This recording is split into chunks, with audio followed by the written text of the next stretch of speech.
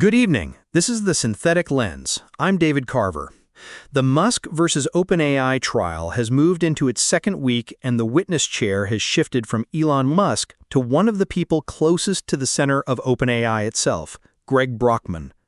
No full public transcript has surfaced yet. The public docket, as of our last check Monday evening Pacific time, still showed no new filing beyond document 522, OpenAI's failed bid to put an alleged eve of trial Musk text before the jury. So tonight, we're going to be precise. What follows is based on independent courtroom reporting from Courthouse News, Business Insider, the Associated Press, Bloomberg Law, Gizmodo, and the Northern District of California's Public Calendar and Live Stream Notice. The testimony is real, the docket is still catching up. Marcus Chen is here on the Technology and Power Beat. Stan Rogers is tracking the courtroom mechanics. Marcus, start with the new center of gravity. Thanks, David. The trial's first week belonged to Musk. 7+ hours over 3 days, a bruising cross-examination, the speciest origin story, and the awkward admission that XAI partly distills OpenAI models. Monday's testimony changed the texture of the case. Greg Brockman is not a side character. He's OpenAI's president, a co-founder, and one of the people Musk's lawyers are trying to frame as having understood in real time that OpenAI's nonprofit to for-profit pivot was morally and legally fraud. And according to courtroom reports Monday, Musk's lawyers went straight at two things: Brockman's money and Brockman's own words. The headline number is hard to miss: nearly $30 billion. Right. The Associated Press and Business Insider both reported that Brockman disclosed his OpenAI stake is worth nearly $30 billion. Courthouse News put the range at roughly $20 to $30 billion. Either way, that puts him in a level of wealth that is almost surreal for someone sitting at a witness stand being questioned about a nonprofit mission. Business Insider also reported that Brockman confirmed OpenAI is exploring an IPO. That's important, because Musk's whole case is about whether an organization founded as a nonprofit public benefit project was redirected into something that now looks like one of the most valuable companies on Earth.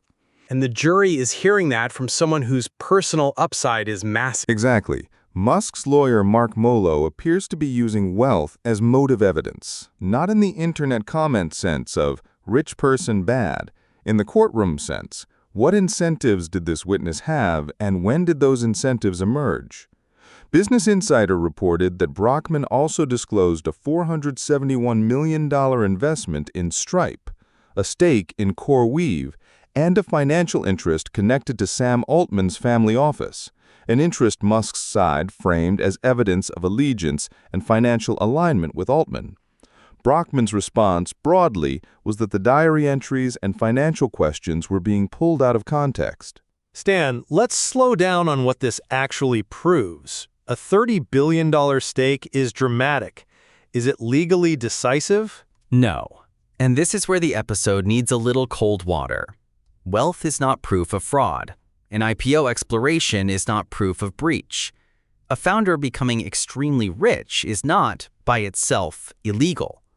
But in a charitable trust-style case about donor intent, mission, and control, motive matters. Musk's theory is that OpenAI's leaders knew the nonprofit commitment was real, then maneuvered around it once the commercial upside became irresistible. Brockman's wealth gives Musk's lawyers a clean story to tell. The mission changed when the money got too big. OpenAI's counterstory is just as clear.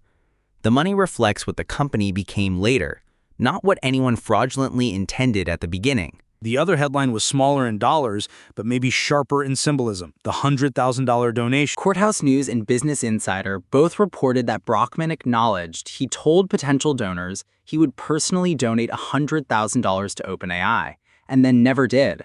Again, that's not the whole case. A missed personal donation does not decide whether Musk's $38 million were restricted charitable funds. But it is useful cross-examination material, because it lets Musk's lawyer present Brockman as someone who preached nonprofit sacrifice, then didn't actually put in the promised personal money, while later ending up with a gigantic economic stake. And that contrast is brutal in narrative terms. Brockman can be technically correct that the entries and donations need context, but juries remember simple contrasts. Promised $100,000, did not donate it, now worth nearly $30 billion. That lands. Now to the diary entries, because this is the part that connects Monday's testimony to the core of the case. Marcus, what did reporters hear in court? Courthouse News reported that Molo questioned Brockman about journal entries, including the line, quote, "Financially, what will take me to $1 billion," end quote. Another reported entry said, quote, "It'd be wrong to steal the nonprofit from him to convert to a B Corp without him. That'd be pretty morally bankrupt," end quote. Business Insider separately reported that Brockman described some of the profit and flip language as, quote, "an expression of frustration, not a plan." That's the fight in miniature. Musk's side says the diary entries reveal knowledge and intent. Brockman says they were private, emotional, and taken out of context. Stan, how should listeners understand private diary entries as evidence? Carefully. Private notes can be powerful because they feel unfiltered.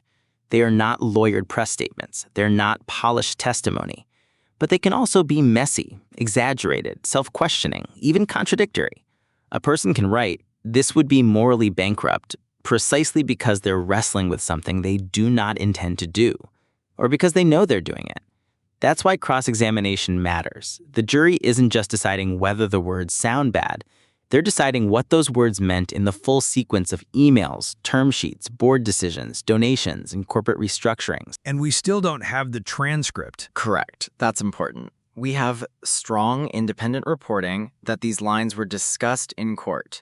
We do not yet have a complete transcript showing every question, objection, answer, and limiting instruction, so we should not overstate.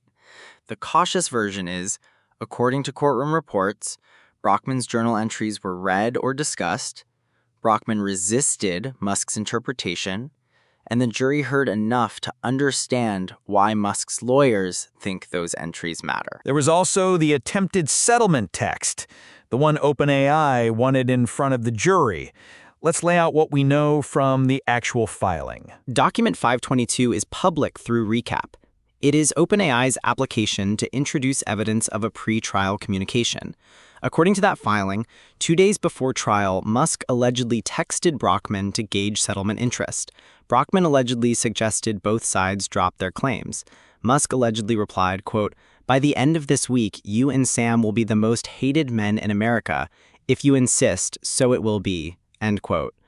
OpenAI argued this was admissible not to prove settlement liability, but to show motive and bias, that Musk was pursuing the case as a coercive attack on competitor. And the judge said no. Reporting from Bloomberg Law and other outlets says Judge Yvonne Gonzalez-Rogers denied OpenAI's request, or at least did not allow the jury to see the exchange.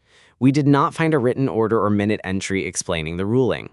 So the clean formulation is, OpenAI tried to use the alleged text, the judge did not let it in at this point, and the filing remains public even though the jury apparently did not receive it.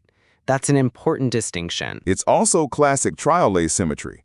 The public can read the filing. Journalists can quote the alleged text.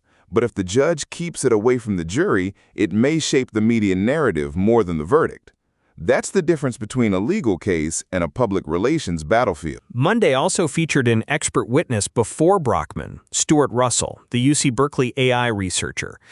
Marcus, why did that matter? Russell is a serious figure in AI safety. He's not a random commentator. According to Courthouse News and Business Insider, he testified as Musk's expert and was paid $5,000 an hour for expert work, with Business Insider reporting a total of roughly $235,000 and about 20% of his income. That number became part of the courtroom texture because expert pay goes directly to credibility. But the bigger point is that Judge Gonzalez-Rogers has already limited the AI safety frame. She told Musk's lawyer earlier that this is not a trial on whether AI will destroy humanity. So Russell can speak to mission and safety context, but the court appears determined not to let the case become a philosophy seminar about existential risk. Which brings us back to what this trial actually is. It is not the trial Musk might want it to be on some days. It is not a referendum on whether artificial general intelligence is dangerous. It is not a vote on whether Sam Altman or Elon Musk should be trusted with the future. The judge has been explicit about that. This is about promises, donations, corporate governance, fiduciary duties, and whether OpenAI's transformation violated obligations tied to its founding mission. The drama is cosmic. The legal questions are much narrower. Let's talk about the judge's control of the courtroom, because that has become a recurring character in this story. Judge Gonzalez-Rogers is keeping a very tight perimeter. During Musk's testimony, she repeatedly pushed him toward yes or no answers. She limited AI safety testimony. She has now, according to reporting, rejected OpenAI's attempt to get the alleged settlement threat before the jury. That balance matters. She is not simply helping one side. She has constrained Musk when he drifted into doomsday arguments, and constrained OpenAI when it tried to introduce a prejudicial settlement communication. If you're looking for a tell, the tell is discipline. She wants a trial about the legally actionable dispute, not a spectacle about who can produce the better headline. Which is hard, because everything about this case wants to become a spectacle. The richest man in the world, the most valuable AI company, the president of OpenAI saying his stake is worth $30 billion, diary entries about stealing a nonprofit, an alleged text about making people hated, and an expert witness being paid $5,000 an hour. This trial is a headline generator even when the judge is actively narrowing it. So what changed Monday? We already knew Brockman was important. What did the testimony add? It made the incentives visible. Before Monday, Brockman was mostly a name attached to founding documents and diary excerpts. After Monday, he's a witness whose wealth, investments, and own nonprofit-era statements are now part of the live courtroom story. The jury has heard that he promised a personal donation and didn't make it. They have heard, according to reports, entries where he wrestled with whether converting the nonprofit without Musk would be morally bankrupt, and they have heard him deny that those entries were a plan. That's a much richer evidentiary picture than the pretrial filings alone. I would add, it also clarified the defense risk. OpenAI's best case is that Musk is a competitor weaponizing old grievances because xAI is now in the same market. But Brockman's diary entries are hard for that defense because they are not Musk's words. They're OpenAI's co-founders' words. The defense has to contextualize them, not just dismiss them. What should listeners watch for next? First, whether a May 4th minute entry appears on the docket and whether any transcript or exhibits become public. We checked Pacer-adjacent public sources and recap probes Monday evening and did not find public documents after Doc 522. That may change. Second, whether Brockman returns Tuesday and how OpenAI's lawyers rehabilitate him. Third, Siobhan Zillis is expected this week, according to courtroom reports, and her testimony could connect OpenAI's board history, Musk's inner circle, and the personal relationships around the case. Fourth, Sam Altman and Satya Nadella remain the looming witnesses. Altman will speak to intent and governance. Nadella will speak to Microsoft's role, which is central to the question of how OpenAI became commercially indispensable. And watch the IPO thread. Brockman reportedly confirmed OpenAI is exploring one. That doesn't prove Musk's case, but it raises the stakes. If OpenAI is moving toward public markets while defending a lawsuit that asks whether its nonprofit assets were redirected improperly, the timing is explosive.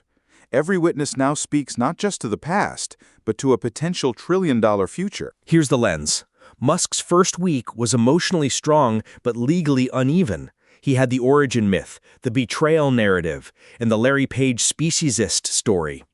But he also had the xAI distillation admission, the fine print problem, the unfulfilled billion-dollar pledge, and a judge unwilling to let him turn the trial into an AI apocalypse hearing. Brockman's Monday testimony gives Musk's side something different. Not just Musk's grievance, but OpenAI's internal tension, money, mission, diary entries, and the uncomfortable question of whether the nonprofit was something to protect or something to route around. We will keep watching the docket and the courtroom reporting. If a transcript, minute entry, or new exhibit appears, we'll separate what the jury actually heard from what the public learned through filings and press coverage. For now, the key fact is this. Week 2 has begun, and OpenAI's own president is now explaining, under oath, how a nonprofit dream became a $30 billion personal stake. I'm David Carver. Stay critical.